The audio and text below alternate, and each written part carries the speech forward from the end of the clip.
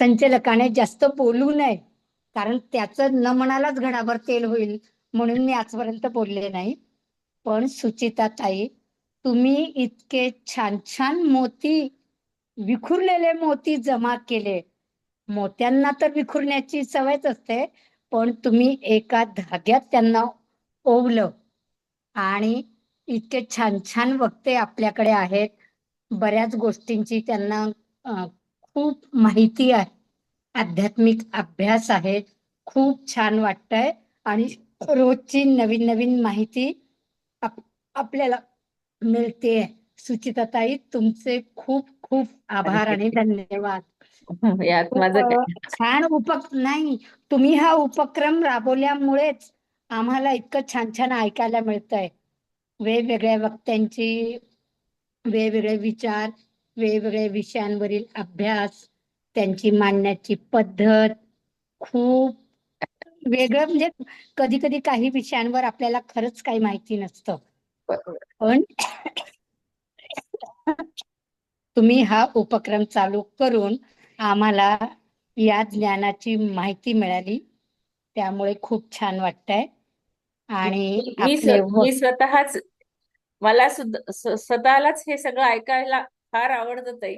आणि त्यामुळे कदाचित नाही, खरंच खूपच छान उपक्रम आहे. आणि आज मला इतकं छान वाटतंय, कारण आजपर्यंत मी गाडीतून किंवा मैत्रिणींच्या घरून संचालन करत होती. आज मी घरी आले आणि माझ्या घरात बसून मी आज संचालन करणार आहे.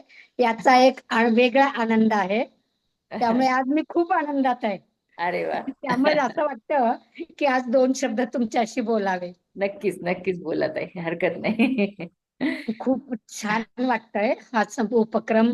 आणि काय होतंय, वेगवेगळे लोक पण ऐकतायत. आम्ही हे युट्यूबची तुम्ही जी लिंक पाठवताय, तर ती आम्ही आमच्या मैत्रिणींना पाठवतोय. सगळे म्हणतात, अगं तू कुठे जॉईन झाली आहेस, कुठल्या ग्रुपमध्ये तुला इतकी छान छान लोक इतके छान छान माहिती देत आहेत. म्हणजे एक क्युरियोसिटी आहे लोकांना आहे की हे बरोबर. एवढे मोती कोणी जमा केले आहेत. आणि मग त्यांना मी ती लिंक पाठवली, गीतेची लिंक पाठवतीये की तुम्ही पण बर. याच्यात या. आणि एक ओळ मला आठवते, असा असावा छंद, जाय तुटोनिया भवबंध.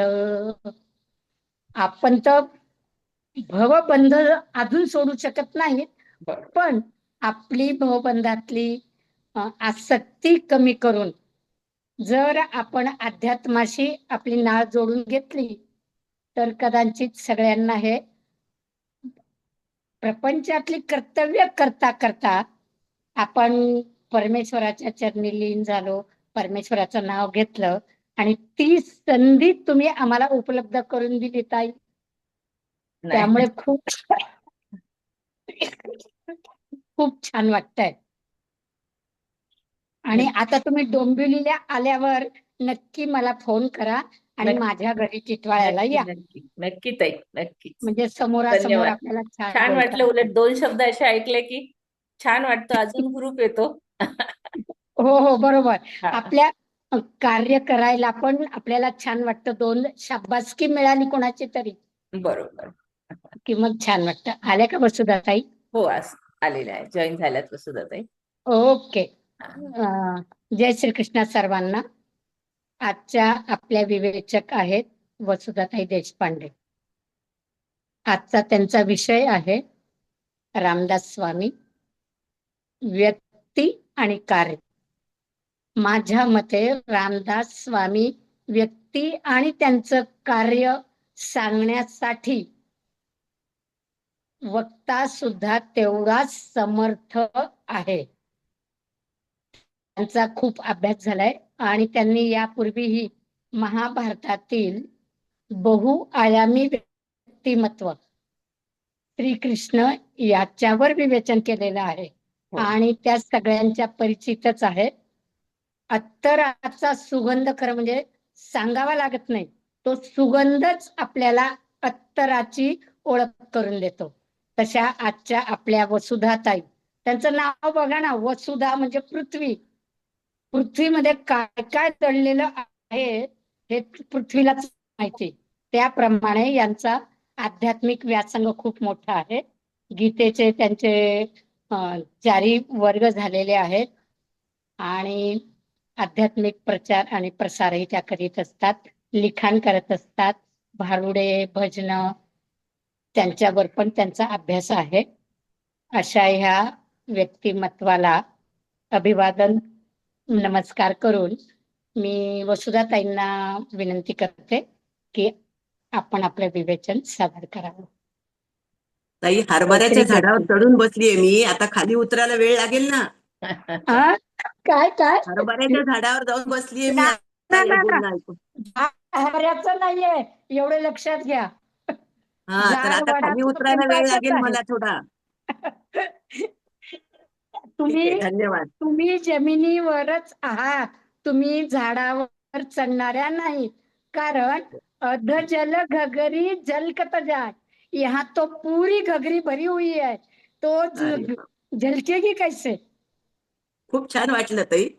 म्हणजे तुमचा छान. परिचय इतका चांगला आहे की मला बोलण्याला आता एक वेगळं प्रेरणा मिळाली आहे की खरंच आपण असे आहोत का. चांगलं बोलायला पाहिजे बरं, नाही तर मी काहीतरीच बोलणार होती आज.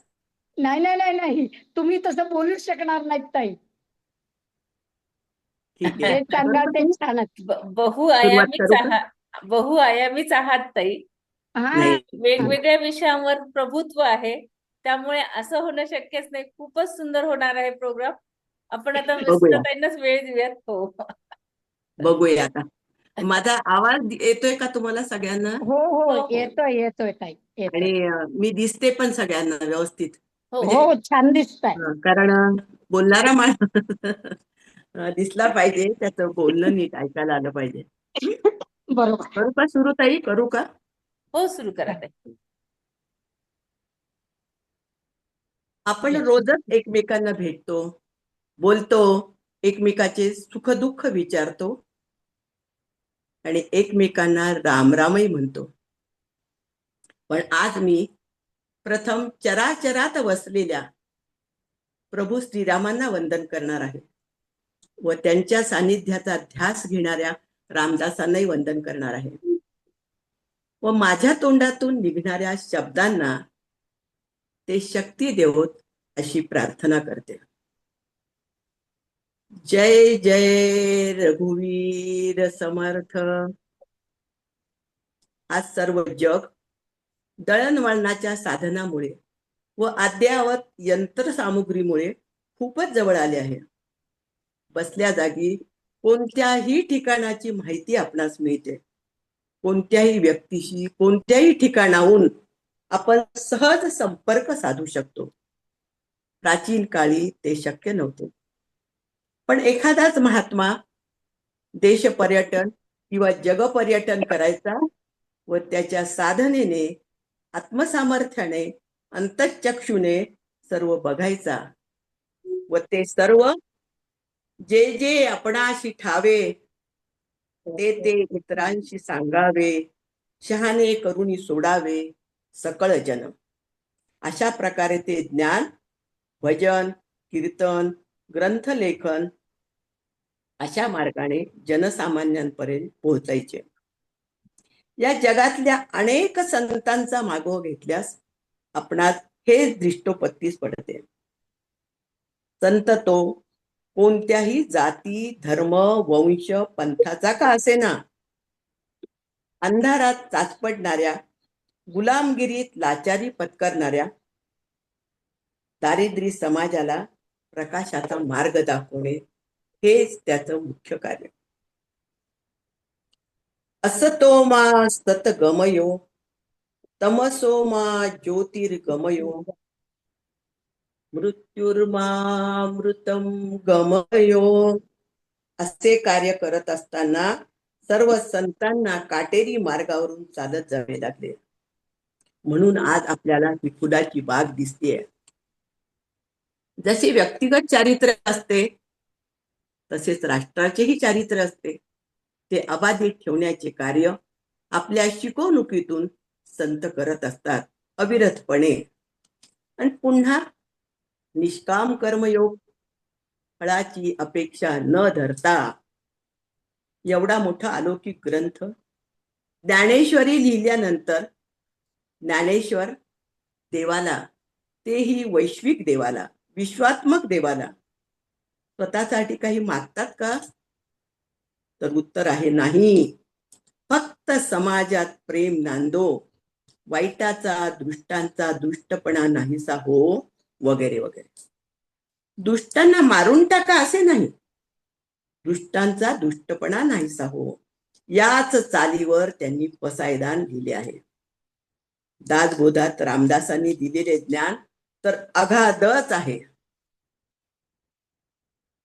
तुमच्या व्यक्तिगत आराध्य दैवत, तुमचे व्यक्तिगत आराध्य दैवत कोणतेही असो, कुणाचं देवी, कुणाचं महादेव, कुणाचं राम, कुठलंही आराध्य दैवत असो, शेवटी तो एक जगाचा नियंतावर बसलेला आहे.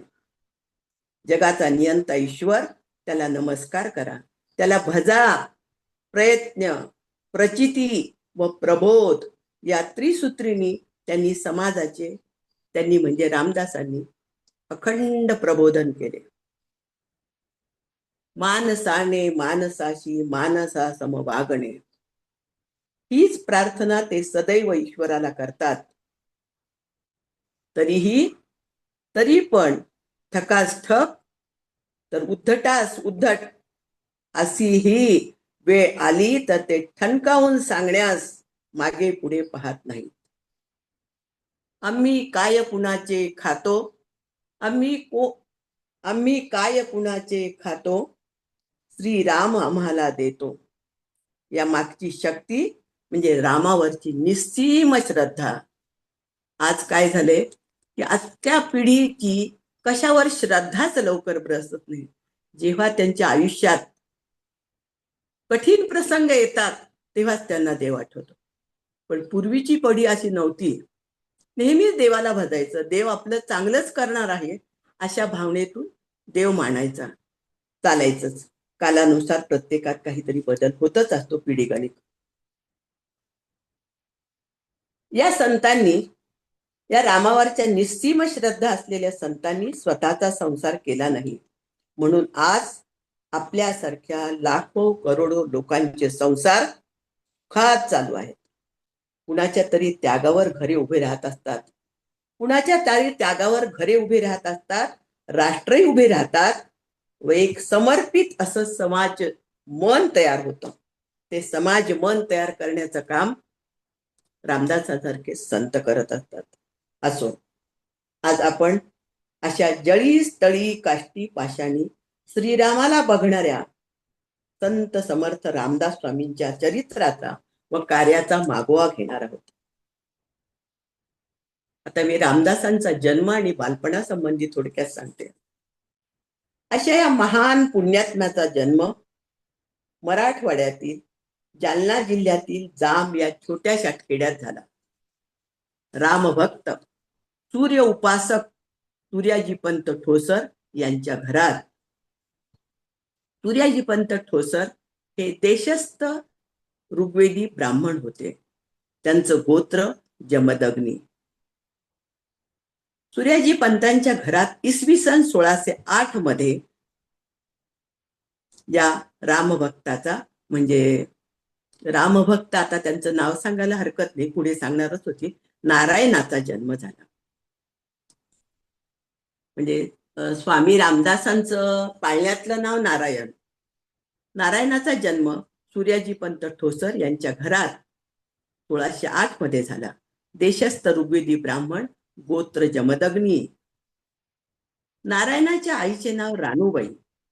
रामजन्माचा दिवस व वेळही तीच. ही त्यांची म्हणजे नारायणाची जन्मवेळ. त्यांचं नाव नारायण ठेवलं होतं. म्हणून आता पहिल्यांदाच मी नारायण नारायण म्हणायला सुरुवात केली, नाव ठेवायच्या आधीच. नारायणाला एक मोठा भाऊ होता.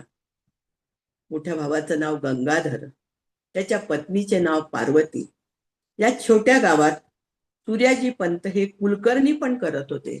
कुलकर्णी पण म्हणजे जसं सरपंच, तलाठी अशी पदं असतात, तसंच हे कुलकर्णी पण म्हणजे आजूबाजूची खेडे व ते जामगाव याचा कारभार बघायचा, तंटे बखेडे मिटवायचे, शेतसाऱ्या संबंधी प्रश्न पाहायचे, त्या बदल्यात तुम्हाला काहीतरी वर्षाकाठी मोबदला मिळत असे. तर नारायणाचे वडील सूर्याजी पंत हे कुलकर्णी पण करत होते. ते सुखवस्तू व समाधानी कुटुंब होते, ठोसरांचं कुटुंब.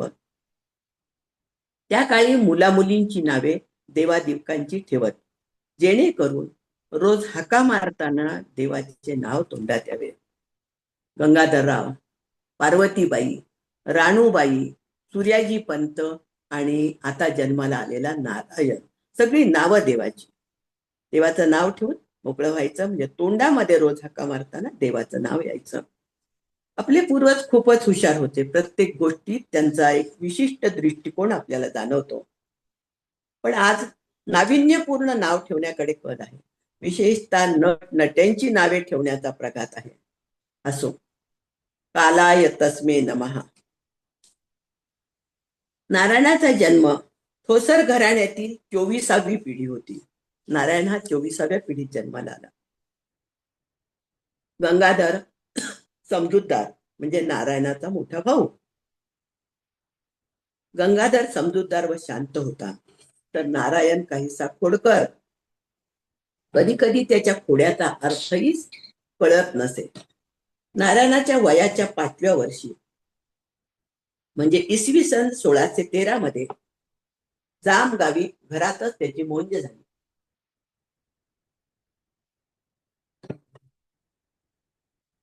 काही दिवसातच त्याचे वडील वारले. नारायणाच्या मोठ्या भावाने सर्व घराची जबाबदारी वडील गेल्यानंतर सहजपणे शांतपणे पेलायला सुरुवात केली. एक दिवस नारायण राम मंदिरात गेला. जाम समर्थला तुम्ही कधी गेला असाल तर तुम्हाला माहिती असेल, जामला पण एक पंचवटी आहे आणि पंचवटीत रामाचं मंदिर आहे. अगदी एक भाग आहे. समजा जसं आपल्या गावामध्ये एकेका भागाचं नाव असतं, तर आमच्या औरंगाबादला खडकी, बेगमपुरा, उस्मानपुरा, तसंच जाम गावामध्ये छोट्याशा पंचवटी नावाचा एक भाग आणि तिथे एक रामाचं मंदिर आहे. त्या रामाची उपासना सूर्याजी पंत करायचे. सूर्याजी पंत जेव्हा रामाचा जन्म करायला मंदिरात गेले होते, त्याच वेळेस नारायणाचा जन्म झाला. तर एक दिवस नारायण खेळत खेळत नदीच्या काठी असलेल्या राम मंदिरात गेला आणि ध्यान लावून बसला. लहानपणापासून नारायणाची वृत्तीच वेगळी होती. ध्यान लावून बसल्यानंतर काय झालं, त्याच्या डोळ्यापुढे सगुण रूपात श्रीराम आले आणि त्यांनी त्याला दर्शन दिलं, अनुग्रह दिला. 7-8 वर्षाचा मुलगा, त्याला काहीच कळलं नाही. संबंध सगळीकडे उजेड झालेला आणि रामराय बोलतायत माझ्याशी, हे काय आहे हे त्याला कळलं नाही. पण त्याला आपण दृष्टांत किंवा अनुग्रह असं समजूया. आणि त्यांनी त्याला तुझा जन्म म्हणजे नारायणाचा जन्म, म्हणजे रामदास स्वामींचा जन्म कशासाठी झाला आहे हेही सांगितलं. त्यानंतर तर नारायण चिंता करीतो विश्वाची या भावनेच जगू लागला. त्याच्या बोलण्याचा व त्याच्या मागण्यांचा अर्थ फक्त गंगाधर सोडले तर कुणालाच कळत नव्हता की चिंता करतो विश्वाची असं का म्हणतो, वगैरे वगैरे. रानूबाईंना वाटे गंगाधर वडिलांच्या मृत्यूनंतर सहजपणे सर्व घराची जबाबदारी सांभाळू लागला. त्याला काही सांगावं लागलं नाही. वडिलोपार्जित कुलकर्णीपणे सांभाळू लागला. तसे नारायणांनी करावे, तसे नारायणांनी वागावे, समजुतीने वागावे. 2 भावात जमीन आसमानचा फरक. एकदा आपल्या वडील भावाला नारायणाने त्याच्या मनात काय चालले याची पूर्ण कल्पना दिली. गंगाधररावांना नारायणाने पूर्ण कल्पना दिली. व माझ्या कार्यासाठी तू आशीर्वाद दे, मनापासून आशीर्वाद दे, असं मोठ्या भावाला नारायण म्हणाले.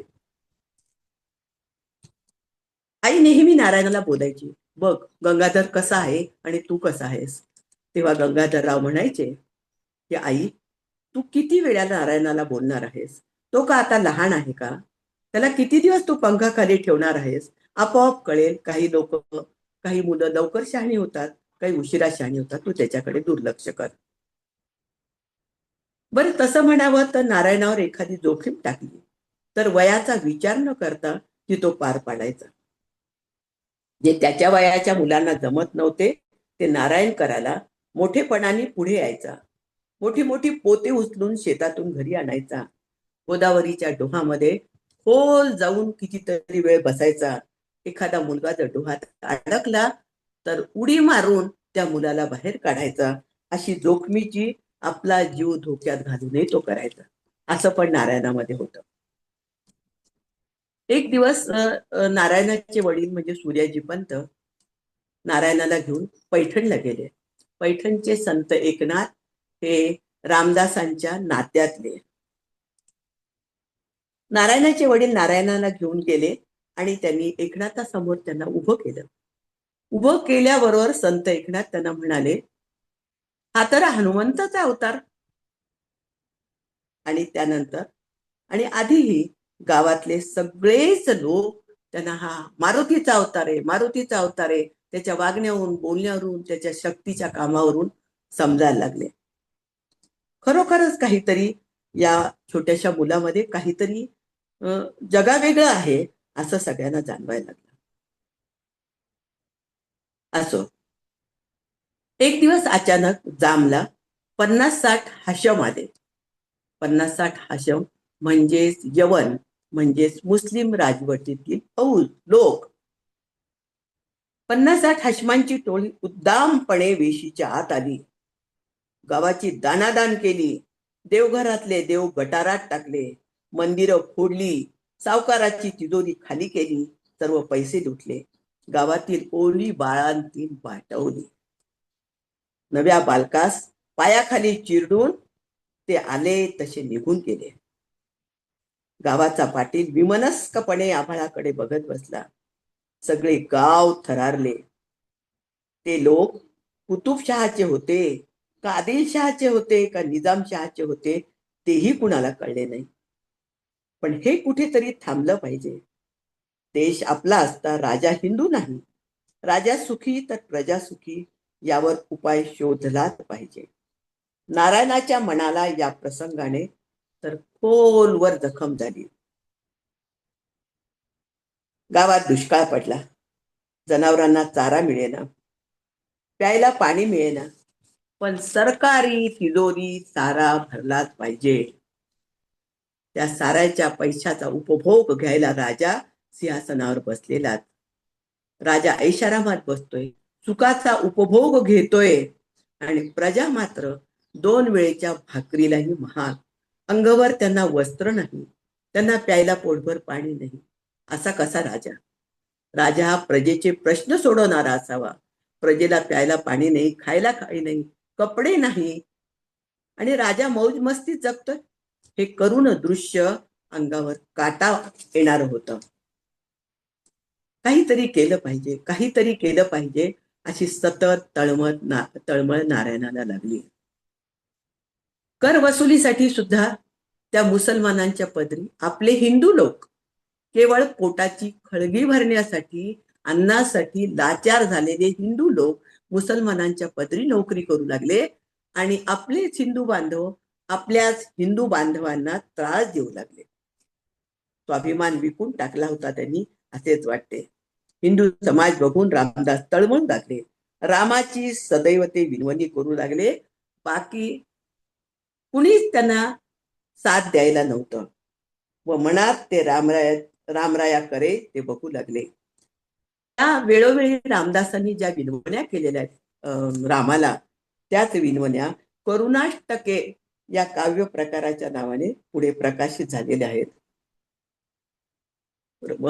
रघुराया मला भेट, मला शक्ती दे, मला कामासाठी माझ्या हाताला शक्ती दे, माझ्या तनाला शक्ती दे, मनाला शक्ती दे असं म्हणून ते जेव्हा अगदी भावनातून होतात रामदास, तेव्हा ते फक्त रामरायाचीच करुणा भागतात. बाकी दुसरं त्यांना समोर कुणीही दिसत नाही.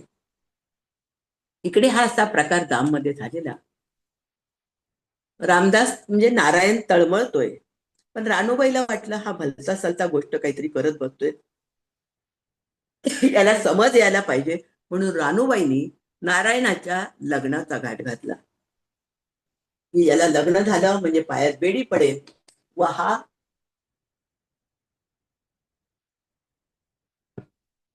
हा थोडा संसाराकडे घराकडे लक्ष देईल.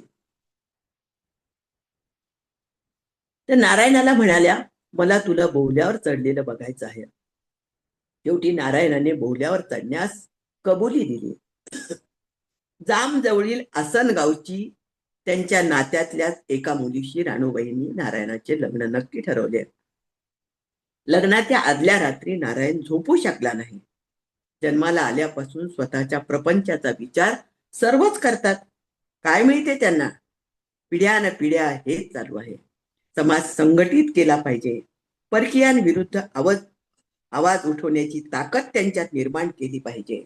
लग्नाच्या आदल्या रात्री तळमळत पडलेला नारायण आईच्या आवाजाने पहाटे जागा झाला. लग्नाच्या आदल्या दिवशी मुलं कोण स्वप्न पाहतात आणि नारायण काय पाहत? अंथरुणात तळमळत झोपेविना पडलेला होता. सकाळी आईने नारायणाला आवाज दिला, उठ, लग्नाला जायचे आपल्याला, आसनगावला, तयार हो. आईच्या आवाजाने नारायण जागा झाला. आणि जागा झाला तर तो त्याच्या विचारांनी जागृत झाला होता. संसार व्यापातून मुक्त होण्याचा विचार पक्का करून व आईला बोहल्यावर चढलेले वचन पूर्ण करण्यासाठी नारायण जागा झाला. सर्व वऱ्हाडी सनई चौघड्याच्या मंजूळ आवाजात नारायणाच्या लग्नासाठी आसनगावला जाण्यास तयार झाले. आनंदाने सर्व धार्मिक सोपस्कार झाले. पण नारायणाचे मन मात्र वेगळ्याच विचारात होते. याची फक्त गंगाधराला कल्पना होती. एका बाजूने आई व एका बाजूला नारायण अशा कात्रीत गंगाधर होते. कुटुंब प्रमुख या नात्याने ते हे मुकाटपणे बघत होते. आसनगाव आले. वेशीपाशी आसनगावकरांनी वऱ्हाडाचे स्वागत केले. मांडवात नवरा नवरीनी प्रवेश केला. नवरा नवरी व नवरा नवरीचे मामा बोहल्यावर चढले. भटजींनी मंगलाष्टके सुरू केली. झाले. सावधान शब्द ऐकताच 12 वर्षाचा नारायण मनाने पूर्ण सावध होऊन वायुयोगाने बोहल्यावरून पळाला. कोणालाच काही कळेना. ही घटना आहे फाल्गुन अष्टमी इसवी सन 1620. नारायण खूप हुशार. पळताना त्याने डोक्याची मुंडावळी व वर वेशातील उपरणे एका झाडावर फेकले व जिकडं फेकले त्याच्या विरुद्ध दिशेने नारायण पळू लागला. जेणेकरून जर आपल्याला शोधायला लोक आले तर उपरणं आणि मुंडावळी पाहून त्या दिशेने पळतील आणि आपण तर विरुद्ध दिशेने पळणार तर त्यांना आपला शोध लागलाच न पाहिजे. इतका पक्का विचार मनात ठेवून नारायण 12 वर्षाचा नारायण 12 वर्षाच्या मुलांना आज काही कळत नाही असो त्याच्या विरुद्ध दिशेला पलायन केले जेणेकरून त्याचा शोध लागू नये. सर्वजण नारायणाच्या शोधासाठी निघाले. राणूबाई बेशुद्ध पडल्या. त्यातच अंती दुःखाने त्या अंध झाल्या. त्यांना डोळ्यांनी काही दिसेना. दिवसामागून दिवस जात होते. नारायणाचा शोध मात्र लागत नव्हता. ती रात्र नारायणाने एका देवळात काढली. देवळातील पुजाऱ्याने त्याची विचारपूस केली. त्याला भाकर खायला दिली. एक सुतडा झोपण्यासाठी व एक धोतर व पाणी पिण्यासाठी एक तुंबा दिला. तुंबा म्हणजे कमंडलू सारखं. तो नारायणाने पूर्ण प्रवासभर जीवनाच्याही आणि प्रत्यक्ष प्रवासातही वापरला. आजकाल प्रवासाला जायचे तर आपण कोण तयारी करतो? इथे कसली तयारी होती? अंगावरच्या एका वस्त्रानिशी सोबत फक्त स्वतःचे प्रारब्ध, रामरायाचा आशीर्वाद. एवढा मोठा प्रवास होता हा. एका नव्या विचाराचाही प्रवास होता. पाय व मन दोन्ही थकले की जिथे रात्र होईल तिथे झोपायचे. जी भिक्षा मिळेल ती खायची आणि रामनामाचा जप करत नाशिक केव्हा मिळते, नाशिक केव्हा येते आणि रामराय प्रत्यक्ष केव्हा भेटतो व आपल्या कार्यासाठी आशीर्वाद केव्हा देतो एवढी तळमळ घेऊन दर कोस दर मुक्काम करत नारायण निघाला. गोदावरीचे स्नान करून असं करत करत आपेगाव, पैठण, पुनतांबे मार्गे नारायण नाशिकला पोहोचला.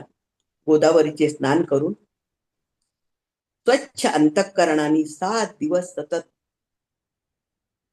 रामाच्या मंदिरात बसून राहिला. 7व्या दिवशी रामाने त्याला दर्शन दिले. सगुण रूपात आणि मार्ग दाखवला. मार्ग दाखवायला तर हनुमंत बरोबर होताच. तो आता नारायण राहिला नव्हता. आता या ठिकाणी नारायणाचा रामदास झाला. इथून पुढे मी आता रामदास या नाही त्यांना बोलणार. कारण लोकांना नाव सांगितलं तर कुठेतरी ठोसरांचा नारायण का, दामचा नारायण का, चौकशा करणारे खूप असतात. आणि रामभक्त झाला होता, रामाने त्याला अनुग्रह दिला होता, म्हणून कोणी भेटलं तरी तो माझं नाव रामदास आहे असं सांगू लागला. आता फक्त त्याला स्वतःला समर्थ बनवण्यासाठी साधना करायची होती. त्यासाठी त्यांनी नाशिक क्षेत्र निवडलं. पण नाशिकला राम मंदिरात खूप गर्दी, येणारे जाणारे लोक दर्शनासाठी, म्हणून नाशिक जवळील टाकळी नावाचं खेड त्यांनी पाहिलं, निवारा शोधू लागला. आणि नाशिक जवळची टाकळी, नंदिनी नदीच्या काठावरच्या टाकळी या गावात बजावा पाटलाच्या परवानगीने एक नदीकाठी जुनाट अशी मठी मिळवली. एकांत शांत परिसर साधनेसाठी त्यांना आवडला. मठी झाडून सारवून स्वच्छ केली. वैशाख शुद्ध प्रतिपदेपासून रामदासांचा दिनक्रम सुरू झाला. पहिले 12 वर्ष बालपण, मौंज, वडिलांचे निधन आणि लग्न मांडवातून बोहल्यावरून पलायन करून नाशिक गाठणे, असा हा 12 वर्षाचा कालखंड नारायणाचा संपला. आणि 13 वर्षापासूनची पुढची कथा आता मी तुम्हाला सांगणार आहे. तर या 13व्या वर्षीपासून रामदास, वैशाख शुद्ध प्रतिपदेपासून रामदासांनी त्यांचा दिनक्रम आखला. खऱ्या अर्थाने ते साधना करू लागले. सकाळी ब्रह्ममुहूर्तावर उठावे, गोदावरीला अर्घ्य द्यावी, सूर्य नमस्कार घालून कमरे इतक्या पाण्यात उभे राहून सूर्य डोक्यावर येईपर्यंत गायत्री मंत्राचे पुनश्चरण करायचे. म्हणजे गायत्री मंत्र पुन्हा पुन्हा पुन्हा पुन्हा म्हणायचा. दुपारी नाशिकला 5 घरी जय जय रघुवीर समर्थ अशी रामाला साथ घालून भिक्षा मागायची. भिक्षा एकत्र झाल्यानंतर त्याचे 3 वाटे करायचे.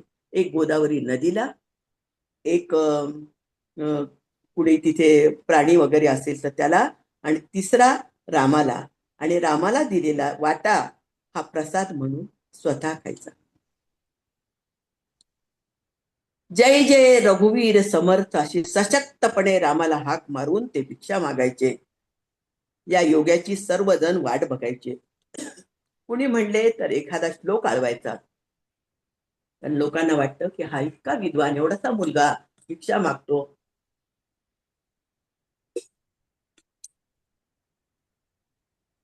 याला काय येतं, त्याचं परीक्षा घ्यावी. कुणी श्लोक म्हणायला लावायचं, कुणी काही म्हणायला लावायचं.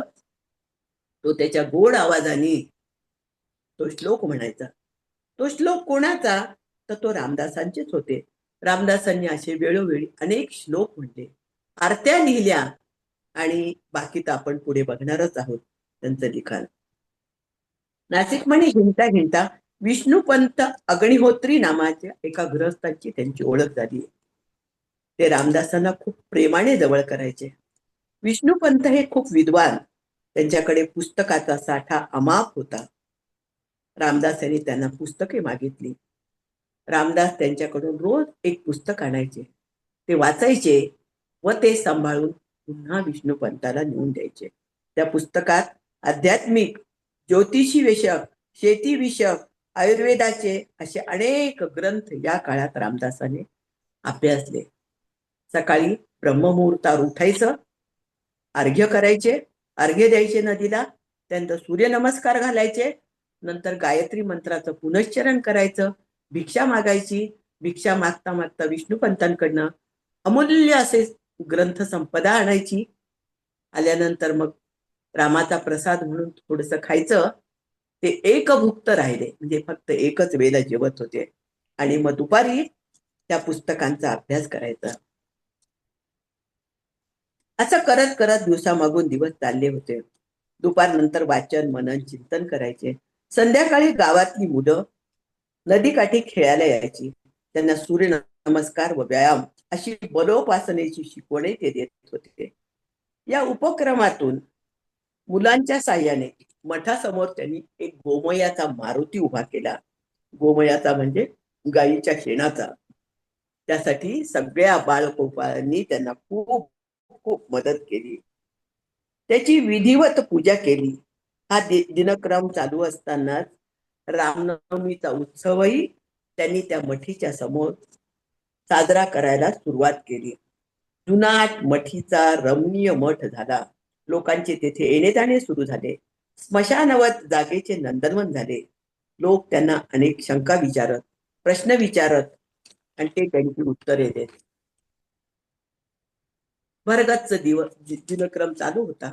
साधनेचे 12 वर्ष त्यांनी कसे काढले हे मी तुम्हाला सांगते. या साधना काळातच टाकळीला म्हणजे नाशिकला 2 महत्वाच्या घटना घडल्या. तिला मनोभावे पुत्रा सौभाग्यवती भव असे आशीर्वाद दिला. ती बाई रामदासांकडे पाहून, हा आपला आशीर्वाद या जन्मी खरा होणे नाही, पुढच्या जन्मीसाठी श्री प्रभू रामाच्या आदेशाने बोलतो. आशीर्वाद खोटा ठरणार नाही. मग ती स्त्री म्हणजे अन्नपूर्णाबाईने तिचे पती गिरीधर पंत आत्ताच मरण पावले आहेत व मी सती जाण्यासाठी स्मशानाच्या वाटेवर चालू आहे हे सांगितले. अन्नपूर्णाबाईच्या पतीला क्षयरोग झाला होता. क्षीणता खूप आली होती. दशपंचक गावच्या लोकांनी, जे जेथे अन्नपूर्णाबाई व गिरीधर पंत राहत होते त्या गावाचं नाव दशपंचक, अगदी टाकळी आणि नाशिकच्या जवळचं छोटस खेड. दशपंचक गावच्या लोकांनी, त्यांच्या भाऊबंधांनी त्यांचा श्वास थांबल्यासारखे वाटले म्हणून ते मृत झाले असे जाहीर केले. वैद्याला वगैरे बोलवले नाही आणि अति अशक्तपणामुळे त्यांचा श्वास थांबला असावा असे नंतर कळले आणि अंत्यसंस्काराची तयारी केली. या जोडप्यास म्हणजे अन्नपूर्णाबाई व गिरीधर पंतांना मूलबाळ नव्हते व संपत्ती बरीच होती. त्याच्या लोभाने भाऊबंधांनी असं घडवून आणलं असेल असं म्हणायला प्रत्यवाय नाही. रामदास गिरधर पंतांच्या प्रेताजवळ आले. रामदासांचा आयुर्वेदाचा अभ्यास होताच. छातीवर दाब दिला, पायाचे तळवे घासले आणि त्यांना थोडे बसते केले. त्यांनी थोडी हालचाल केली. क्षीण आवाजात त्यांनी पाणी मागितले. अंत्यसंस्कारात आलेले भाऊबंद हे पाहतात पळून गेले. अन्नपूर्णाबाईने पतीचे प्राण वापस आले म्हणून रामरायांच्या पायावर रामदासांच्या पायावर लोटांगण घातले. गिरीधर पंतांना पाटकोळी बांधून घरी आणण्यात आले. बरेच दिवस रामदासांनी त्यांच्यावर आयुर्वेदिक उपचार केला. त्यांचा क्षयरोग पूर्ण बरा झाला. ते पूर्ववत झाले. रामदास म्हणाले, कुणीही आयुर्वेदाचार्य आणला असता तर मी जे केले तेच त्यांनी केले असते व आजचा प्रसंग टळला असता. माझ्या रामरायाचा आशीर्वाद कधीच खोटा ठरणार नाही. तुम्हाला पुत्र झाल्यावर माझ्या कार्याला तो अर्पण करा. एवढे त्या घटनेनंतर रामदासांची महती पंचक्रोशीच्या बाहेर पसरली. दुरून दुरून लोक त्यांना भेटायला येऊ लागले आणि मेलेल्या माणसाला हा जिवंत करतो अशी अफवाई सगळीकडे पसरली. पण रामदास म्हणे, ते मेलेले नव्हतेच, मी माझ्या ज्ञानाने त्यांना हे केलं, ते जिवंतच होते. खूप वेळा एखादा आजार होऊन बरेच दिवस झाले तर अति अशक्तपणामुळे रुग्णाचं काय तुमच्या नाताला किती त्यानं कशा काय खाऊ रे बाबा. काय म्हणताय ताई? कंटिन्यू करा ताई. कोणीतरी मध्येच सुरू केला होता, बाकी काही नाही. हा, मला वाटलं मला काही नाही म्हणताय का. नाही नाही, continue. अति अशक्तपणामुळे रुग्णाची अवस्था मृतवत होते हे रामदासांना माहित होते. असो, टाकळीत असताना दुसरी एक महत्वाची घटना घडली. ती विशेष घटना म्हणजे शहाजी राजांची भेट झाली शिवाजीरावांच्या वडिलांची. समाजकारण व राजकारणावर एकांत स्थळी रामदास व शहाजी राजांची खूप चर्चा झाली. यावर उपाय एकच. एकांत स्थळी झालेल्या चर्चेमध्ये दोघांनी पण त्याला एकच उपाय आहे आणि मग रामदास बोलले, अवघे जन मेळ व्हावे, धर्म कार्याशी लावावे, मराठा धर्म स्थापावे, प्रतिष्ठा स्वराज्याची. असे त्या दोघांचे एकमत झाले आणि शहाजी राजे जरी मुसलमानांच्याकडे काम करत असले, नोकरीला असले, तरी आतून त्यांनी आपल्या मुलांनी स्वराज्य स्थापन करावं हीच इच्छा होती. आणि ते मुसलमानाकडे काम करत होते, पण नोकरी म्हणून करत होते. मनातून स्वराज्य स्थापनेची इच्छा त्यांनी शिवाजीच्या रूपाने पूर्ण करण्यासाठीच मनातून त्यांची चळवळ चालू होती. ती रामदासांमुळे पक्की झाली. असे तर शहाजीराजांची भेट व दशपंचक गावातील मृताला जागे करणे असे 2 प्रसंग टाकळीमध्ये व्यवहारिक अर्थाने घडले. बाकी त्यांची साधना चालूच होती. पुढे अन्नपूर्णाबाई ना मुलगा झाला. तो रामदासांना अर्पण करण्यासाठी उभयता टाकळीला आले. रामदास म्हणाले, मी एक संन्यासी भिक्षेवाला एवढ्या लहान मुलास कसा सांभाळू? त्याची मोंज झाल्यावर माझ्याकडे आणून सोडा, तोपर्यंत माझी 12 वर्षाची साधनाही संपते. वयाच्या 16व्या वर्षी रामदासांनी लोकांच्या मनामध्ये स्थान मिळवले. सामर्थ्य आहे चळवळीचे, जो जे करील तयाचे, त्यामागे अधिष्ठान पाहिजे भगवंताचे, असे म्हणत त्यांनी चळवळीच्या कामाला हळूहळू सुरुवात केली. पण त्यासाठी आधी आपण समर्थ बनायला पाहिजे. नाही तर लोका सांगे ब्रह्मज्ञान, आपण कोरडा पाषाण असं व्हायला नको. म्हणून आधी 12 वर्ष त्यांनी साधना केली. 12 वर्ष भारत भ्रमण केलं, सगळ्या परिस्थितीचा अभ्यास केला आणि आपण स्वतः समर्थ झाल्यानंतर त्यांनी कार्याला सुरुवात केली, परमेश्वराचं अधिष्ठान जवळ बाळगून. 12 वर्षांनी 7व्या वर्षी उद्धवाची मोंज झाली. रामदासांची साधना आता पूर्ण होत आली होती. उद्धवाला रामदासांजवळ सोपून त्याचे आईबाप दशपंचक गावास वापस गेले. रामदासांनी त्यांना रामदासी पंथाची दीक्षा दिली. शिष्याला त्याच्या आचरणाचे नियम सांगितले व पहिल्या रामदासी मठाचा कारभार पहिल्या शिष्यावर म्हणजे उद्धवावर सोपून वयाच्या 24व्या वर्षी रामदास देश पर्यटनाला तीर्थयात्रेस निघून गेले. पहिला मठ टाकळीचा, पहिला शिष्य रामदासी पंथांचा उद्धव. भारत भ्रमणामागे देशस्थितीचा आढावा घेणे, हिंदूंच्या धर्मस्थितीची, तीर्थक्षेत्राची माहिती मिळवणे हाच उद्देश होता. पायामध्ये खडावा, हातात दंड, दाढी वाढलेली, अंगावर लंगोटी, हातात कमंडलू आणि डोक्यावर जन्मताच आलेले आवळू हे त्यांच्या कुठल्याही फोटोमध्ये आपल्याला दिसतं. अशा स्थितीमध्ये डोंगर, नद्या, पठार ओलांडत झपाट्याने ते चालत होते. चालण्याचा वेग अफाट होता. ते निघाले. अनेक भगव्या रंगातील भूत त्यांना भेटली. पोटासाठी धर्माचा वापर करणारी, अन्नासाठी लाचार झालेले भ्रमण काळात अनेक भगव्या रंगातील, भगव्या कपड्यातील भूत त्यांना दिसली. आता भगव्या रंगातील भूत म्हणजे भोंदू साधू एवढंच मी सांगते. विषवृक्षाची मुळे किती खोल गेलीत हे ते बघत होते. म्हणजे रामदास नाशिकच्या रामाचा आशीर्वाद घेऊन प्रथम नर्मदा तटाकडे गेले. तेथे त्यांना त्यांच्या समविचाराचा चरणदास नावाचा शिष्य भेटला. बाहेर पडल्यावर भेटलेला पहिला शिष्य चरणदास. येथे पूर्ण भारतभरातून लोक येतात. समुदायापुढे आपला विचार मांडणारा दुसरा शिष्य त्यांना मिळाला. चरणदासाला परकीय सत्तेचं सावट दूर करावं अशी सतत तळमळ वाटत होती, पण त्यासाठी नक्की काय करावं हे त्याला समजत नव्हतं. रामदासाच्या भेटीमुळे त्याच्या कार्याला दिशा मिळाली. चरणदासाला वैराग्य प्राप्त झाले होते. त्याला कुणीतरी सांगितले होते, तुला तुझा गुरु तुझ्याजवळ येऊन भेट देईल. जो तुझ्या हातातलं मिष्टान्न नाकारेल व कोरडी भिक्षा मागेल असा तुझा तू गुरु समज. चरणदासांनी त्यांना मिष्टान्नाची थाळी हातात दिली, पण त्यांनी ती नाकारून कोरडी भिक्षा मागितली आणि चरणदासाला हे आपले गुरु आहेत हे पक्के उमजले. चरणदासालाही एक चांगला गुरु भेटला आणि रामदासाने एक चांगला शिष्य भेटला. 3 दिवस 3 रात्र त्यांच्या संगतीस घालवले. एका एकांत गुंफेत त्याला संप्रदायाची दीक्षा दिली. चरणदासाला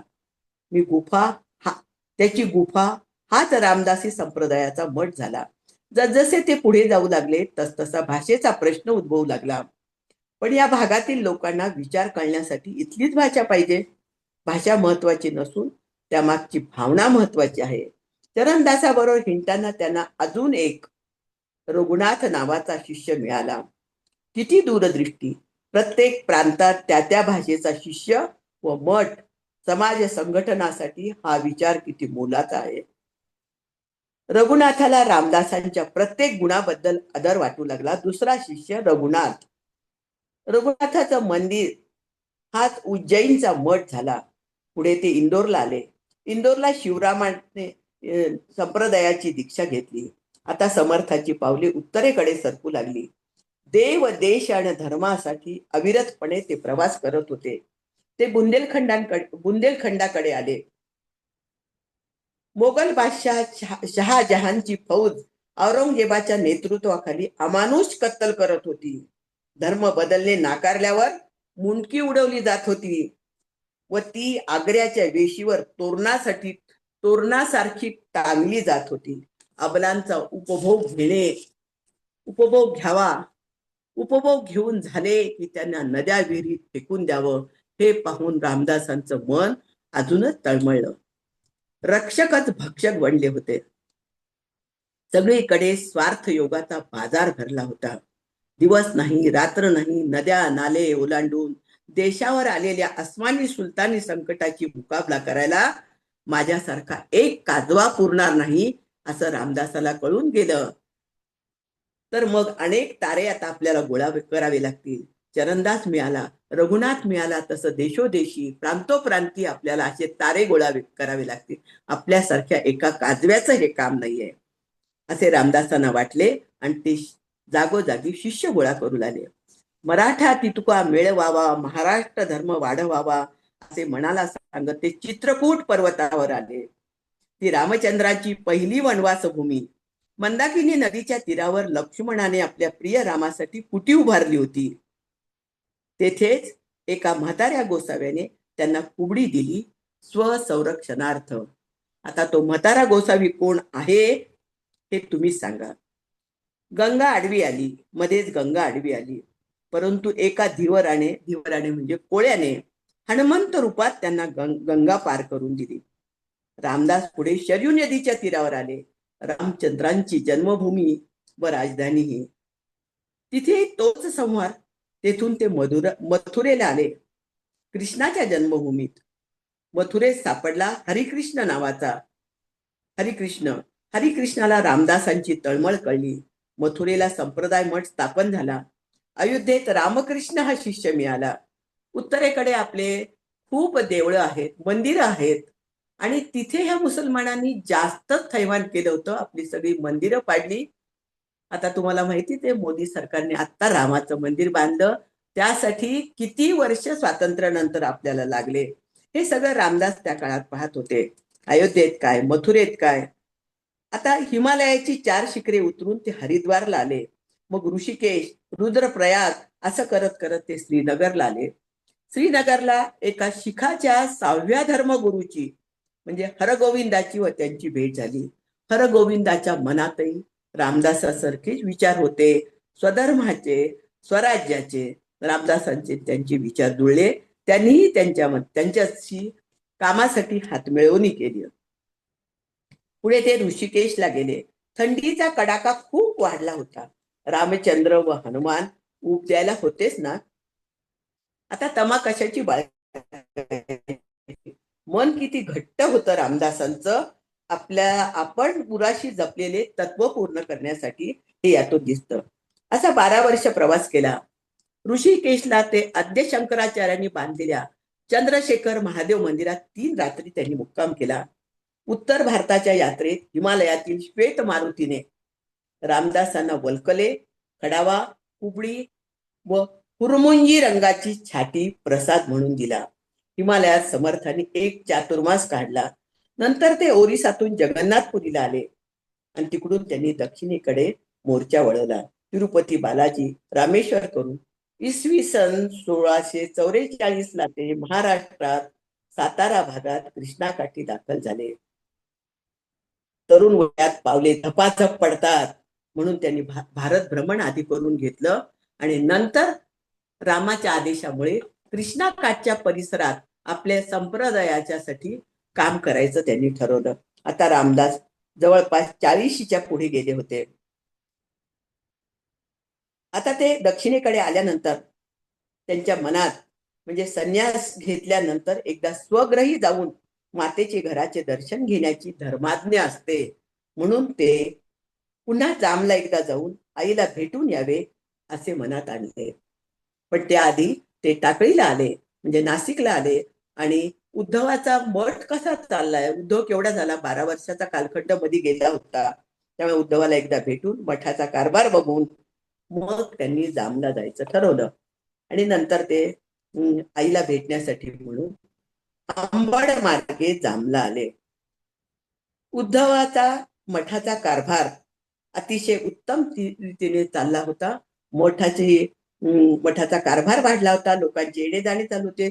संप्रदायाची दीक्षा घेत होते लोक उद्धवाकडून वगैरे वगैरे. मग ते जामला आले. जय जय रघुवीर समर्थ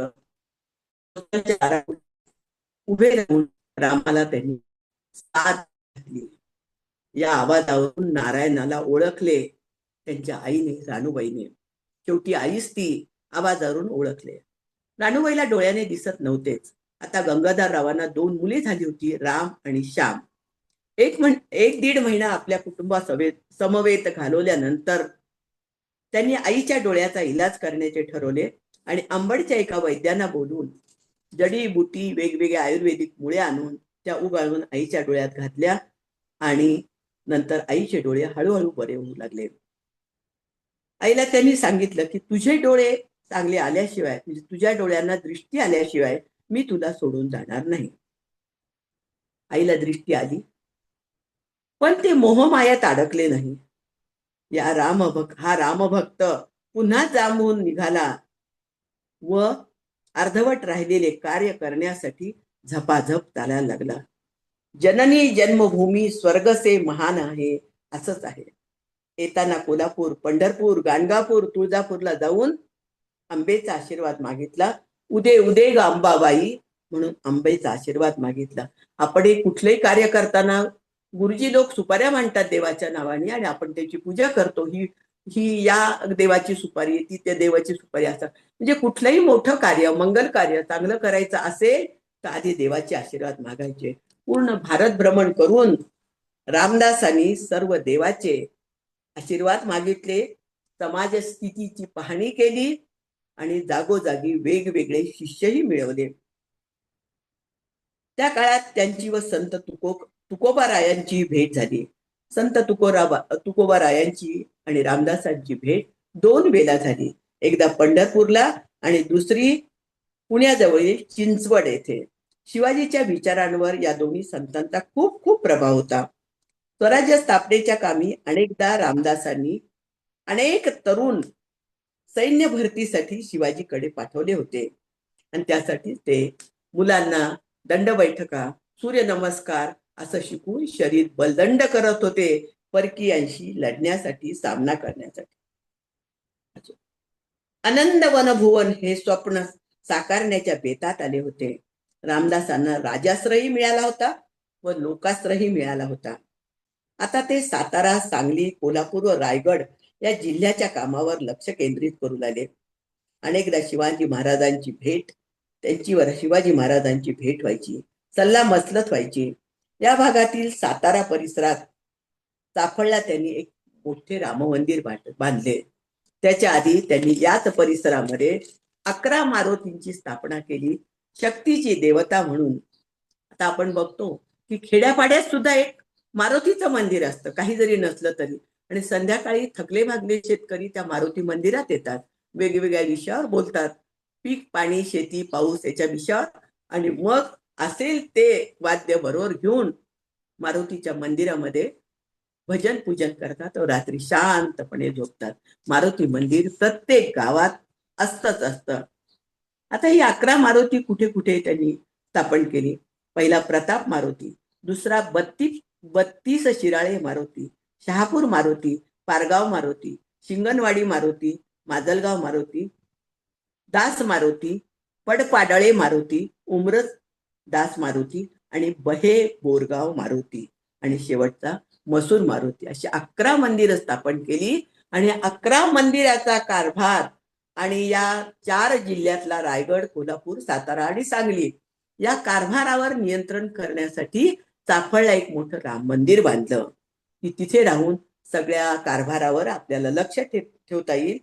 काय जनस्थिती आहे, समाज जीवन कसं आहे हे सगळं बघता येईल. मंदिरात लोक दर्शनाला येतात आणि त्या निमित्ताने आपण त्यांची ख्याली खुशाली विचारतो. मग राजकारणाच्या समाजकारणाच्या गप्पा होतात, त्यातून विचारांची देवाणघेवाण होते. खूप दूरदृष्टीपणा त्यांच्यामध्ये होता. 1954ला शिवतर घळीत कल्याण स्वामीच्या मदतीने त्यांनी दासबोध नावाचा ग्रंथ लेखनास प्रारंभ केला. कृष्णामाईचा सातारा परिसर हनुमंताचे शक्तिस्थान बनले व पूर्ण लोक तिथे येऊ लागले. सर्व आजूबाजूच्या भागातले लोक येऊ लागले. 1955 साली रामदासांच्या आईचे निधन झाले. 1655. 1674ला शिवराज्याभिषेक झाला. उद्धव हा पहिला शिष्य. यानंतर सातारा, सांगली, कोल्हापूर, रायगड भागात फिरत असता त्यांना अनेक शिष्य मिळाले. जसं आता सुरेखाताईंनी सांगितलं की सुचिताताई मोती गोळा करतात. तर आज मला रामदासांचं सांगताना रामदासांनी सुद्धा गावोगाव हिंडून, देशभर हिंडून अनेक रत्न गोळा केले. त्यातले या भागातील रत्न म्हणजे शहापूरचा बाजीराव कुलकर्णी, ब्रह्मपुरीचा अंबाजी उर्फ कल्याण स्वामी, दिवाकर गोसावी, कराडची अक्काबाई, सतीबाई, बेनाबाई अशा स्त्रिया सुद्धा त्यांनी आपल्या संप्रदायात घेतल्या. किती मोठा विचार आहे. कोणता काळ होता रामदासांचा? 1655-56 तो काळ म्हणजे स्त्रियांना बाहेर पडणंही हे होतं. तर रामदासांनी त्यांना बाहेर काढलं. वेणाबाईंना तर उभं राहून कीर्तन करण्याची पण अनुज्ञा रामदासांनी दिली होती. त्या सगळ्या स्त्रिया हुशार होत्या. हुशारी ही काही तुमच्या शिक्षणावर अवलंबून नसते. ही हुशारी मुळातच असते. घरात बसून विधवा झालेल्या, बालविधवा झालेल्या स्त्रियांनी काय करायचं, अशा याच्यात रामदासांनी या स्त्रियांनाही आपल्या संप्रदायामध्ये घेतलं. चंचल मनावर ताबा ठेवण्यासाठी 205 मनाचे श्लोक त्यांनी रचले. ते तर सर्वश्रुतच आहे. ते कोणत्याही काळात बोधप्रद असेच आहेत. अनेक आरत्या लिहिल्या. 1680 साली शिवाजी महाराजांचे निर्वाण झाले. त्यापूर्वीची एक घटना सांगण्याचं विस्मरणातून गेलं. ते म्हणजे 1676 साली शिवाजीच्या सांगण्यावरून कायमस्वरूपी रामदास स्वामी सज्जनगड येथे राहण्यास आले. त्यामुळे शिवाजीलाही सल्लामसलत करायला जवळ पडावं आणि रामदासांनाही बरं पडावं शिवाजीकडे जाण्यासाठी म्हणून 1676 पासून ते सज्जनगडला राहायला आले. त्या सज्जनगडचं पूर्वीचं नाव पुण्याजवळ परळी येथे आहे तो गड, आणि मग नंतर त्याचं बदलून नाव परळीचा किल्ला असं न राहता सज्जनगड असं झालं. म्हणजे रामदास राहायला आल्यानंतर झाले. अशी करत करत त्यांनी सगळा कारभार करत करत आता शिवाजी राजांचा जरी मृत्यू झाला तरी त्यांनी हिंमत धरली आणि 1681 मध्ये राजकारभारासंबंधी मार्गदर्शनपर असे उपदेशपर पत्र त्यांनी संभाजीत लिहिले. व्यक्ती जरी गेली तरी संस्था तशीच असते. स्वराज्य तसंच टिकावं. शिवाजी जरी गेले तरी स्वराज्य टिकवण्यासाठी त्यांनी संभाजीला खूप पत्रे लिहिली. आता तुम्ही कोणी जर छावा सिनेमा पाहिला असेल तर संभाजीचा किती छळ केला मुसलमानांनी हे पाहताना अक्षरशः बायकांच्या डोळ्याला धारा लागतात. पाहिला नसेल तर जरूर पहा. म्हणजे हे सगळं दृश्य अंगावर काटे आणणारं होतं. वयाच्या 73व्या वर्षी इसवी सन 1682 सज्जनगड येथे रामदासांनी नियोजन करून देह ठेवला. ते रामरूपात विलीन झाले. सर्व शिष्यगण शोकाकुल झाले. सारा महाराष्ट्र किंबहुना देश पोरका झाला.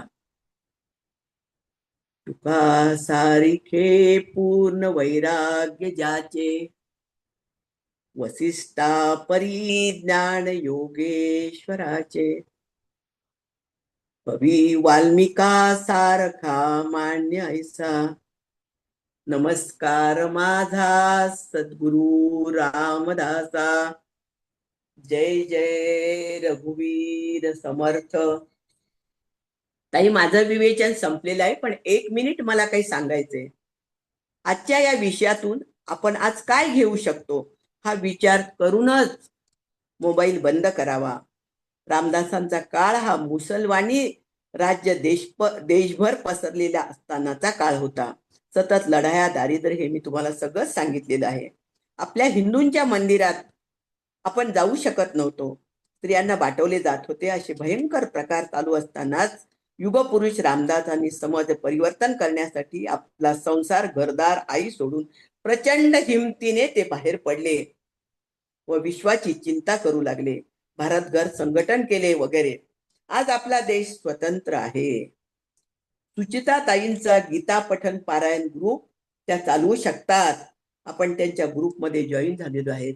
सुरक्षितपणे आपण आपलं आध्यात्मिक, पौराणिक, सामाजिक ज्ञान देऊ शकतो आणि घेऊ शकतो. हे कशामुळे शक्य आहे? तर रामदासांसारख्या अनेक संतांनी जेव्हा संघर्ष केला, त्यामुळे आज आपल्याला आपला धर्म, आपण त्या धर्माची सगळी व्रत वैकल्ये सुरक्षितपणे करू शकतो. नाही तर पूर्वी बायकांना गंगेवर आंघोळीला जाता येत नव्हतं, मंदिरात जाता येत नव्हतं, घरातल्या देवाची पूजा पण चोरून मारून करावी लागत होती. असा तो काळ होता. त्या मानाने आपण कितीतरी सुखात आहोत. आणि म्हणूनच आज सुचिताताईच्या ग्रुपमध्ये आपण सगळे सुरक्षितपणे एकत्र येऊ शकतो वगैरे वगैरे. म्हणून मला असं वाटतं की आपल्या आजूबाजूला आज काय चाललेलं आहे. आपण स्वतंत्र झालोत. आज मुसलमानी राजवट नाहीये, सगळं काही आहे, तरी देशासमोरचे प्रश्न मिटलेलेच नाही.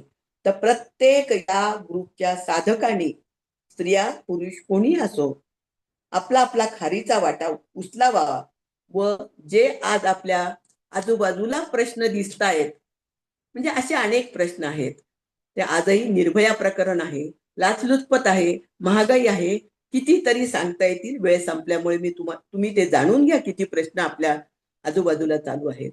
आपण सुसंस्कृत आहोत, सुरक्षित आहोत, सुशिक्षित आहोत, तरीही हे प्रश्न मिटवण्यासाठी कुठे अपुरे पडतो, कुठे संघटना करायला पाहिजे, याचा तुम्ही सगळ्यांनी आजचं विवेचन ऐकल्यावर तरी विचार करा.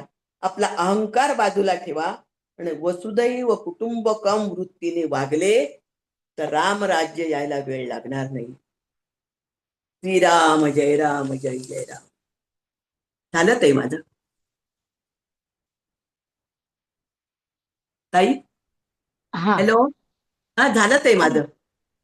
जय जय रघुवीर समर्थ. समर्थ. तुम्ही जो मोलाचा सल्ला दिला, तर तो आता आपण सगळ्यांनी उपयोगात आणला पाहिजे. आणि आजची परिस्थिती जी आहे त्याच्यावर विचार करून आपण ती परिस्थिती बदलण्याचा प्रयत्न केला पाहिजे. तुम्ही इतक्या ओघवत्या भाषेत नारायण स्वामी समर्थ रामदास स्वामींचं बालपणापासून तर अगदी अखेरपर्यंतचं कार्य एक चलत चित्रपट डोळ्यासमोर सरकावा अशी ओघवती भाषा आपली. आणि हे विवेचन संपूच नये असं वाटत होतं. खूप छान डोळ्यासमोरून ते चित्र दिसत होतं. कारण आपल्या परिचयातला नाशिक भाग, आणि मी आत्ताच प्रयाग पासून ते कन्याकुमारी पर्यंत आणि येताना कोल्हापूर, सातारा, सांगली हा प्रवास मी म्हणजे 4 दिवसापूर्वीच माझा प्रवास संपला. हा तुम्ही रामदासांनी जाम सोडून नाशिक, त्यानंतर आग्रा, मथुरा, वृंदावन, चित्रकूट, अयोध्या आणि ऋषिकेश पर्यंतच, हरिद्वार पर्यंतच त्यांनी जो प्रचार केला आणि त्यानंतर सज्जनगडला येऊन तिथे त्यांचं कार्य सुरू केलं. खूप खूप उद्बोधक आपलं व्याख्यान. आणि सगळ्या साधकांनी याचा जर पूर्णपणे अभ्यास केला तर रामराज्य याला खरंच उशीर लागणार नाही. आणि मला वाटतं स्वतःचा स्वार्थ सोडून निस्वार्थपणे प्रपंचाचा त्याग करून जी व्यक्ती राज्य राष्ट्र कार्याला उभी राहते तेव्हाच ते खऱ्या अर्थाने राष्ट्र उभारतं. आताच आपण स्मिता चोपडे ह्या ताईंनी पण समर्थांवरच भाष्य केलं होतं त्यांच्या पत्रांवर. तर तेव्हा त्यांनी स्वामी विवेकानंद, अब्दुल कलाम, योगी, मोदी हे मोठमोठ्या व्यक्ती स्वतःचा स्वार्थ सोडून, प्रपंच सोडून त्यांनी राष्ट्रकार्याला वाहून घेतलं आणि म्हणूनच आपल्या अयोध्येतील रामाचं मंदिर आज उभारलं गेलंय. खरोखर त्यांना मनापासून धन्यवाद आणि नमस्कार. जय पण श्रीराम. प्रपंच करून खारीचा वाटा उचलूयात. हो, आपण खूप क्षुद्र माणसं आहोत. आपल्याकडनं प्रपंच सुटणार नाही आणि म्हणून आपण प्रपंचातली आसक्ती कमी करून खारीचा वाटा थोडासा उचलू. म्हणजे रांधावाडा उष्टी काढा तर सगळ्यांच्याच नशिबाला असतं. ते तर पण करावंच त्याच्यातून लागतंय. आता सुचिताताई त्याच्यातून वेळ काढून हा ग्रुप चालवतातच ना, हो हो, तुम्ही नक्कीच निवेदन नक्की. करतात ना. संसार कोणीच सोडलेले नाहीये तरी सुद्धा म्हणजे कहा राजा भोजावर कहा गंगा तेली, कुठे ते लोक गंगाती. आणि कुठे आपण. पण तरीही आपण म्हणजे हे विवेचन संपल्यानंतर प्रत्येकाने हा विचार मनात बाळगून घरी जावं आणि आपल्या बाजूला जे प्रश्न चालू आहेत भेडसावणारे त्याचा थोडा विचार करावा आणि ते सोडवण्यासाठी काय उपाय करता येईल हे संघटित होऊन करावं. वसुधाताई आपल्या नमस्कार. वसुधाताई नमस्कार. खूप छान नमस्कार. छान बोलल्या. खूप सुंदर अगदी म्हणजे सुरेखाताई म्हणे असं एकदम ओघवती आणि छान. तुमचा ज्ञानेश्वरीचाही अभ्यास आहे, समर्थांचाही अभ्यास आहे, गीतेचा पण आहे. मी आधीच सांगितलं All in रामाने all माझ्या in one. शब्दांना बळ द्यावं मी बोलायला तयार आहे. ऑल इन वन आहे तुमचं. नाही छान आहे. नाही तुमच्याकडनं भरपूर शिकण्यासारखं आहे, ऐकण्यासारखं आहे, श्रवण भक्ती करण्यासारखं आहे. छान छान छान सांगितलं आणि पूर्ण म्हणजे आपल्या समर्थांचं पूर्ण जीवन आलं असं खूपच सुंदर झालं. म्हणजे माझा विषय चरित्र आणि कार्य असा घेतला होता मी. हा हा बरोबर. हा नाही छान साहित्य हा झालं. विषय नव्हता घेतला. नाही नाही म्हणजे समर्थांचं पूर्ण हे आलं. चरित्र आणि कार्य आणि त्या अनुषंगानेच मी हे केलं. थोडक्यात दासबोध हे मनाचे श्लोक थोडक्यात सांगितले. साहित्य घेतलं त्यांच्या चरित्राची एक प्रेरणा आहे आणि त्या प्रेरणेतून नक्कीच काही ना काहीतरी आपल्याला घ्यायचं आहे. तर तसं तुम्ही जसं म्हणलात त्याप्रमाणे प्रत्येकाने निदान आपण काही ना काहीतरी करू शकू देशासाठी म्हणा. करू शकतो ताई, करू शकतो. अगदी देशासाठी जरी नाही केलं तरी आपल्या शेजारच्यांसाठी जरी आपण काही करू शकलो तरी पुष्कळ झालेलं आपल्याला आहे. भगवंताचं अधिष्ठान पण लाभलेलं आहे ना या ग्रुपच्या निमित्ताने. अजून काय पाहिजे. आता गेल्या 8 दिवसापासून 6 दिवसापासून मी तुकाराम गाथेच्या सप्ताहाला आहे. पण समर्थांच्या प्रेमामुळे आज आमच्या दुपारच्या याला सुट्टी मिळाली. त्याच्यामुळे मला तुमचं लाईव्ह ऐकता आलं विशेष म्हणजे. नाही तर मला ते नंतर ऐकावं लागलं असतं. आता झाले आहेत बघ गाथा बरीचशी झाली म्हणून आज दुपारी सुट्टी दिली. पण मला समर्थ प्रेम ते सुद्धा मला लाभलं. याबद्दल मला फार आनंद वाटतो. समर्थ प्रेम आणि मैत्रिणी प्रेम सुद्धा. दोन्ही नाही छान छान झालं. सुचेता काय सुचेता पूर्ण आपली लीडर आहे. पूर्ण आपलं हलवणारी सगळी आपले. आता तुम्ही तरी बोलणार आहे, आम्ही तर न बोलणार आहे, पण ती आम्हाला बोलवते. ताई बोला करत. सुचेता तू मुख्य आहे. तुमच्या सगळ्यांची प्रेरणा आहे आणि आशीर्वाद आहे. बाकी काहीच नाहीये ताई. माझं असं काहीच नाही आहे. नाही आहे कृष्ण भगवंत प्रसन्न आहेत. तो रामराया आहे ना पाठीशी आपल्या. आता माझं परत 5 वाजता रामरायाच्या दुसऱ्या भागावर बोलायचं आहे मला. पण मी म्हटलं आता इथे जर मी बंद करून ती प्रॅक्टिस केली किंवा तिथे जरा गेली तर मग ते थोडंसं होईल म्हणून मी पूर्ण ऐकून घेतलं. आता मी तिकडे. धन्यवाद धन्यवाद. ओके. मोठे ज्ञानी लोक माझं ऐकायला आले त्याबद्दल धन्यवाद ताई. तुम्ही आम्हाला काही म्हणू नका. हा वसुधाताई आम्ही ज्ञानी वगैरे बिलकुल नाहीये. वैजयंतीताई तुमचं श्रीरामांचं विद्यापीठ ऐकलंय आम्ही. त्यामुळे खूप सुंदर एकदम छान झालंय. म्हणजे आपले सगळे साधक छान छान बोलतायत. रामाच्या शिष्यावर बोलले ताई. प्रत्यक्ष रामाच्या विद्यापीठातच शिकल्या ना. आता त्याचं जरा नूतनीकरण केलंय आणि आता त्याचा दुसरा भाग आहे 5 वाजता असं आहे. ते दुसऱ्या ग्रुपवर मी पाठवते. ते पाठवते मी त्याला जरा बदल केलेला आहे त्याच्यात आता. आम्हालाही पाठवा म्हणजे. वसुधाताई हो. आपले विष्णू भगवान म्हणतात, हा भक्त के पाव जिसने पकड़ा है हा हा हा उसको पहले मैं मुक्ति देता हूँ। गजेंद्र अरे मोक्ष के टाइम में मगर को हा पहले मोक्ष मिला, बाद में हा हाथी को मिला। वैसे आपने श्री राम के भक्त दास हम्म. रामदास के पाव पकड़े हैं। हा तो हा बराबर है, आप बराबर है. ये और ज्यादा आप तो साधक है। बहुत बढ़िया बोल रहे हो आप. चालेल. संतांना आपण गुरु आणि भगवान दोघं एका वेळेला आले तर आधी आपण गुरूंचे पाया पडणार, कारण गुरु आपल्याला हात धरून भगवंताकडे नेतात. तसं हो तुम्ही हो हो. संतांचे पाय पकडले आहेत.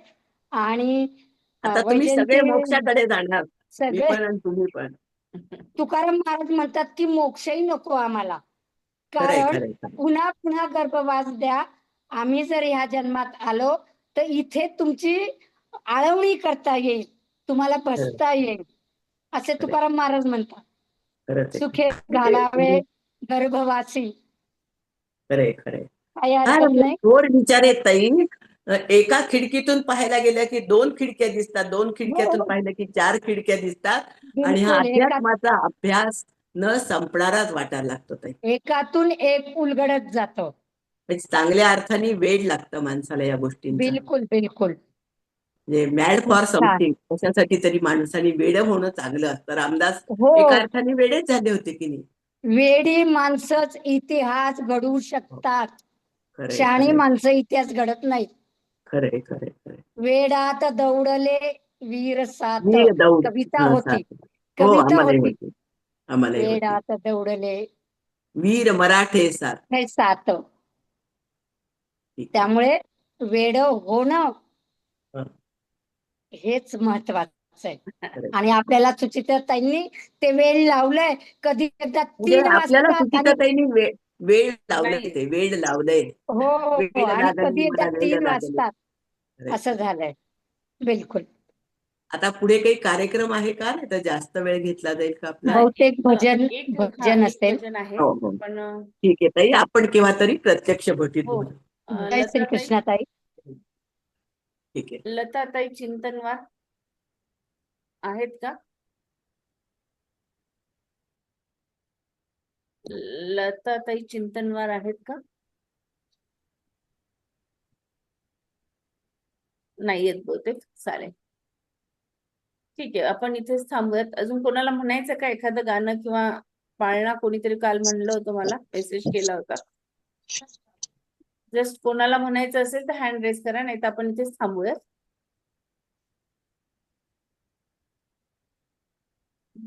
ठीक आहे, ओके. पद्मजाताई आहेत, आपण एक गाणं ऐकूयात त्यांच्याकडून.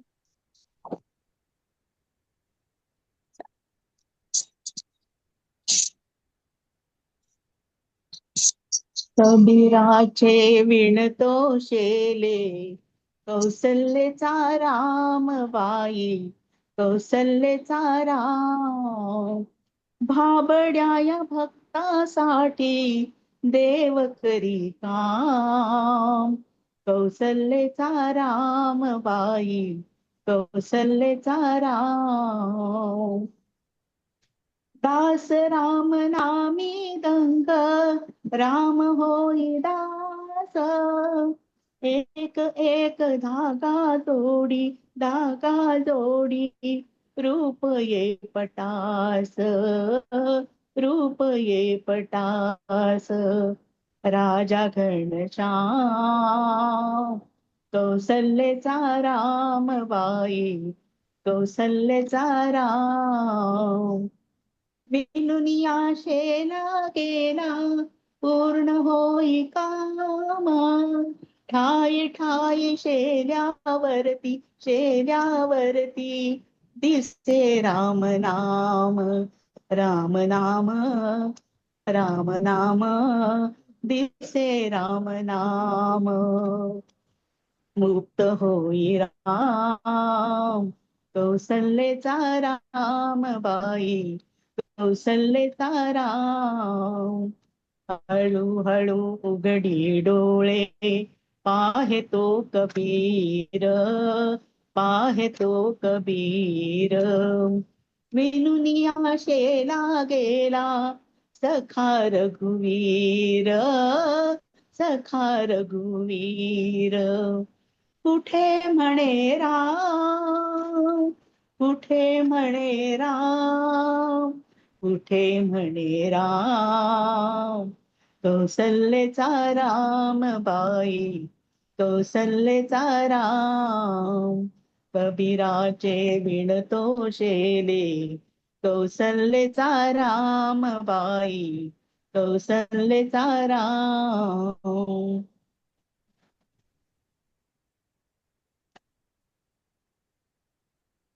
जय श्रीराम. खूप छान गाणं म्हटलं कबीराचं. विद्याताई, आवाजही छान आहे, अगदी मस्त. आवाजही छान आणि हो, कबीराचे ताईंनाही शेले थोड्या घेऊन गेला. दिवसामध्ये आपल्याला ऐकायचं आहे. त्यांचं सुद्धा विवेचन आपण ठेवलेलं आहे. नामस्मरणावर त्या बोलणार आहेत. नक्कीच ओके. या आठवड्याच्या शेवटी आपण ताईंना ऐकूयात नक्कीच.